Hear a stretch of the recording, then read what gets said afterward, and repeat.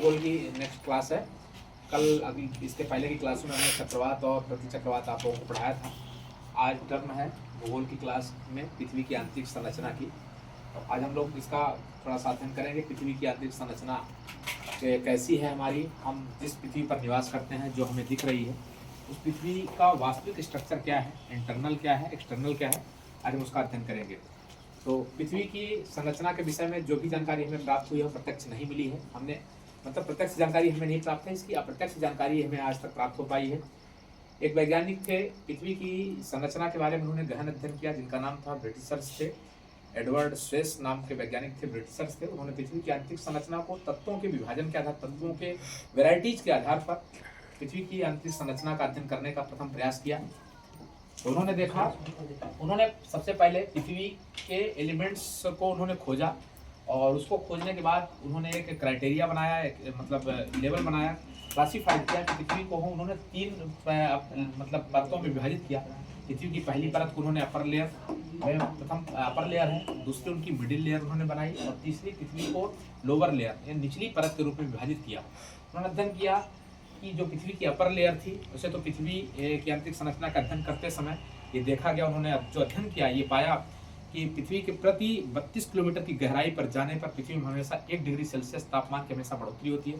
पृथ्वी के अंदर जितना ही जाते चलते चले जाएंगे उसमें हमें तापमान और डेंसिटी, घनत्व में हमेशा मतलब वृद्धि ही मिलेगी। तो ये उन्होंने आंतरिक संरचना में अध्ययन किया, लेकिन उन्होंने तत्वों के आधार पर जो पृथ्वी की आंतरिक संरचना का अध्ययन किया, उन्होंने अपर लेयर में देखा कि सिलिकॉन और एल्यूमिनियम तत्वों की अधिकता रही है।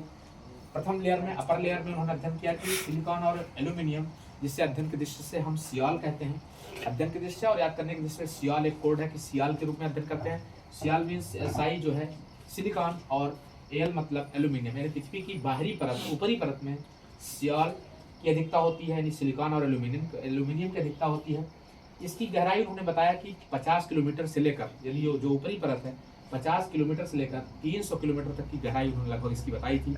इसके बाद उन्होंने तत्वों के आधार पर मिडिल लेयर का अध्ययन किया, मध्य परत जो होती है पृथ्वी की, उसमें उन्होंने देखा सिलिकॉन और मैग्नीज का अध्ययन किया, इस तत्वों की अधिकता होती है। अध्ययन की दृष्टि से इस परत में, मध्य परत में पृथ्वी के सीमा, अध्ययन दृष्टि से हम सीमा कहेंगे, सीमा मीन्स कहें कि सिलिकॉन और मैग्नीज की अधिकता होती है। गहराई देखें तो स्वेस साहब ने, एडवर्ड स्वेस साहब ने इसकी गहराई का जो पैमाना हमें दिया है वह लगभग 1000 किलोमीटर से 2000 किलोमीटर तक की गहराई इसकी उन्होंने मापी थी।